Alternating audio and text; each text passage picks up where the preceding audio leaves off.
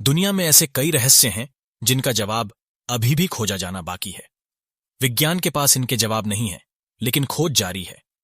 ऐसे कौन कौन से रहस्य हैं जिनके खुलने पर इंसान ही नहीं, धरती का संपूर्ण भविष्य बदल जाएगा। टाइम मशीन समय की सीमाएं लांघकर अतीत और भविष्य में पहुंचने की परिकल्पना तो मनुष्य करता रहा है। भारत में ऐसे कई साधु संत हुए हैं जो आंख बंद कर अतीत और भविष्य में झांक लेते थे। अब सवाल यह है कि यह काम मशीन से कैसे हो। इंग्लैंड के मशहूर लेखक H.G. वेल्स ने 1895 में द टाइम मशीन नामक एक उपन्यास प्रकाशित किया तो समूचे यूरोप में टहलका मच गया। उपन्यास से प्रेरित होकर इस विषय पर और भी कई तरह के कथा साहित्य रचे गए। इस कॉन्सेप्ट पर हॉलीवुड में एक फिल्म भी बनी। टाइम मशीन अभी एक कल्पना है। टाइम ट्रेवल और टाइम मशीन, यह एक ऐसे उपकरण की कल्पना है जिसमें बैठकर कोई भी मनुष्य भूतकाल या भविष्य के किसी भी समय में सशरीर अपनी पूरी मानसिक और शारीरिक क्षमताओं के साथ जा सकता है। अधिकतर वैज्ञानिक मानते हैं कि यह कल्पना ही रहेगी, कभी हकीकत नहीं बन सकती, क्योंकि यह अतार्किक बात है कि कोई कैसे अतीत में या भविष्य में जाकर अतीत या भविष्य के सच को जान सकता है।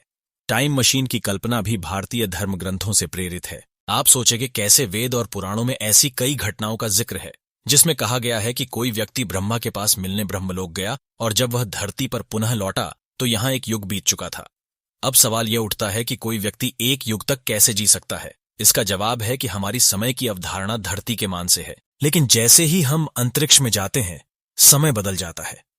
जो व्यक्ति ब्रह्मलोक होकर लौटा उसके लिए तो उसके मान से एक वर्ष ही लगा, लेकिन उक्त एक वर्ष में धरती पर एक युग बीत गया।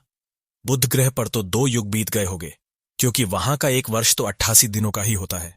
तो चलिए दोस्तों, अब हम टाइम मशीन की थ्योरी को समझे। पहले यह माना जाता था कि समय निरपेक्ष और सार्वभौम है, अर्थात सभी के लिए समान है। यानी यदि धरती पर 10 बज रहे हैं तो क्या यह माने कि मंगल ग्रह पर भी 10 ही बज रहे होंगे। लेकिन आइंस्टीन के सापेक्षता सिद्धांत के अनुसार ऐसा नहीं है। समय की धारणा अलग अलग है। आइंस्टीन ने कहा कि 2 घटनाओं के बीच का मापा गया समय इस बात पर निर्भर करता है कि उन्हें देखने वाला किस गति से जा रहा है। मान लीजिए कि 2 जुड़वां भाई हैं, A और B।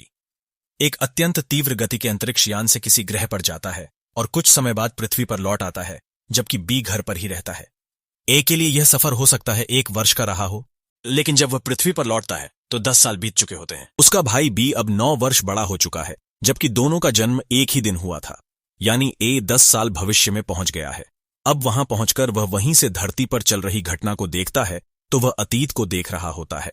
जैसे एक गोली छूट गई, लेकिन यदि आपको उसे देखना है तो उस गोली से भी तेज गति से आगे जाकर उसे क्रॉस करना होगा और फिर पलटकर उसको देखना होगा, तभी वह तुम्हें दिखाई देगी। इसी तरह ब्रह्मांड में कई आवाजें, चित्र और घटनाएं जो घटित हो चुकी है वे फैलती जा रही हैं।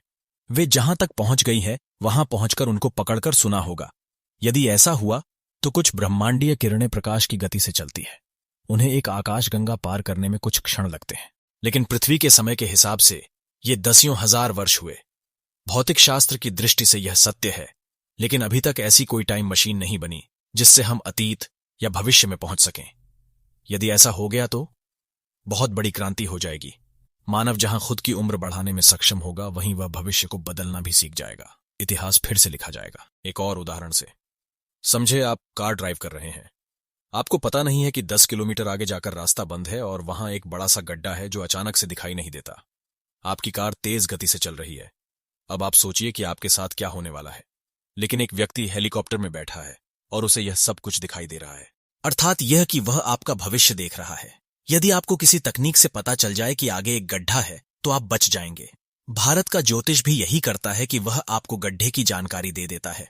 लेकिन एक अतार्किक उदाहरण भी दिया जा सकता है, जैसे कि एक व्यक्ति विवाह करने से पहले अपने पुत्र को देखने जाता है।